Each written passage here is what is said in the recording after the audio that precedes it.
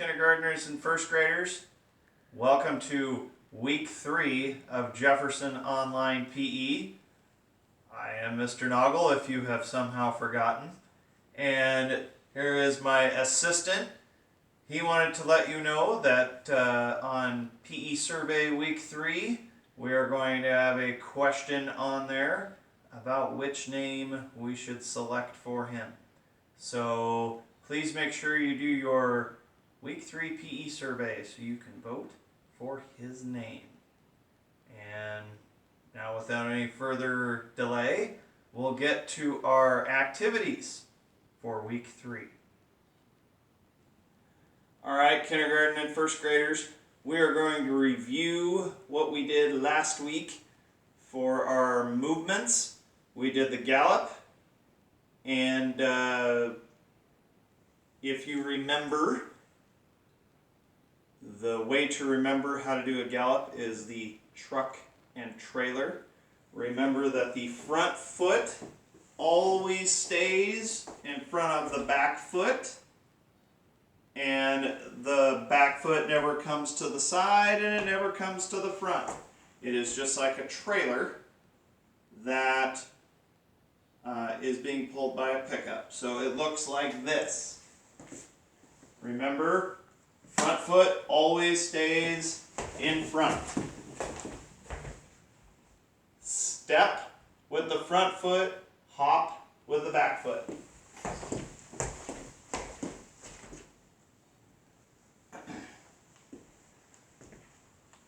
The new one that we are going to try today is a little bit more difficult.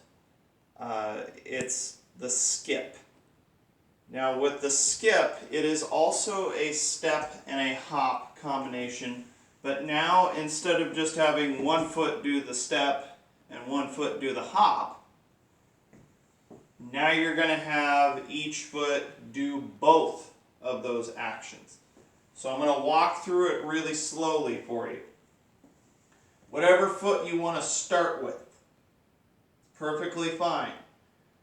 Take a step with it, and then hop. And then the other foot takes a step, and then it hops. Step, hop, step, hop, step, hop. When you get more comfortable doing it, you can increase your speed so that it might look something like this.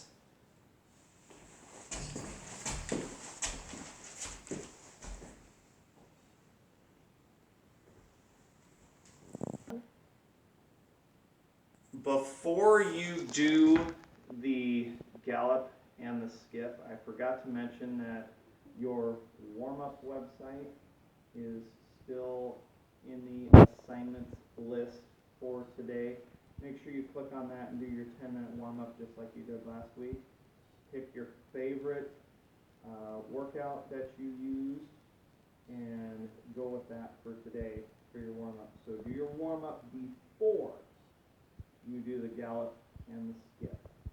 To finish up today's activities, we are going to work on catching. Now again, if you don't have a ball at home, something as simple as a rolled up towel or a rolled up pair of socks will work for working on your catching. For everybody today, I want you to focus on catching it so that your eyes always stay on the object until it gets into your hands. So don't be looking off like this trying to catch it, because what may happen is it may go right through your hands. So make sure you are watching it go all the way into your hands. If you need to use your body to help you catch it, you can do that today. Now, your partner, which should be somebody from your household who's tossing you this object, you're going to underhand toss it back to them, kindergartners. So we already went over where it starts. Remember, it starts behind you, works past your hip. You're going to step with the foot that's on the other side or the opposite side of the hand that you're throwing with. And then you're going to release it so that it goes to the chest of your partner, whoever that may be. Could be an older sibling, could be a parent, just somebody from your household. So kindergartners, you're going to be doing that today. First graders, I have something a little bit different for you. So first graders, I want you to work on throwing overhand to your partner, back to your partner. After you've worked on the catch part, where you've watched it go all the way into your hands, if you need to use your body, you can still do that. But now I want you to overhand throw it to whoever your partner is. Now our wonderful assistant here has reminded us about pest. And this is a good way to remember the 4 steps to throwing correctly. The first thing is you need to point. Point at your target before you throw to them. That way they know it might be coming and you know where you're going to throw this. Second thing, ear. The E stands for ear. That means that's where the throw starts. Back here behind your ear. The S stands for step. Remember, you are stepping with the opposite foot.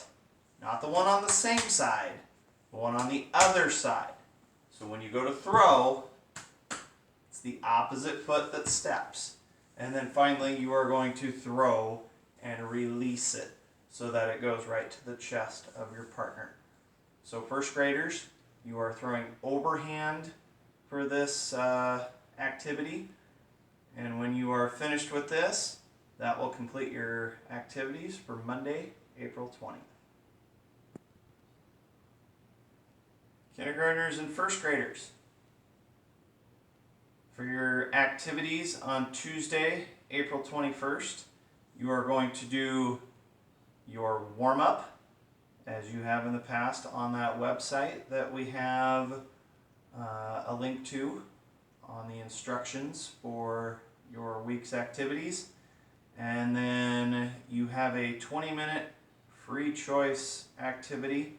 If you are not sure what you can do, I do have that list of activities, and I will continue to add to it as we go through the weeks with the activities that I am showing you to do during our time together on this online PE time. So make sure you keep checking back to that.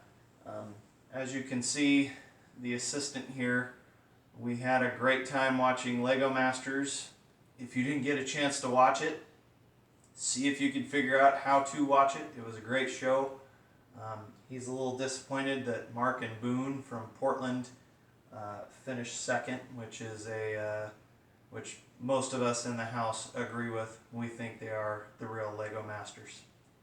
So if you didn't get a chance to watch that, go ahead and see if you can.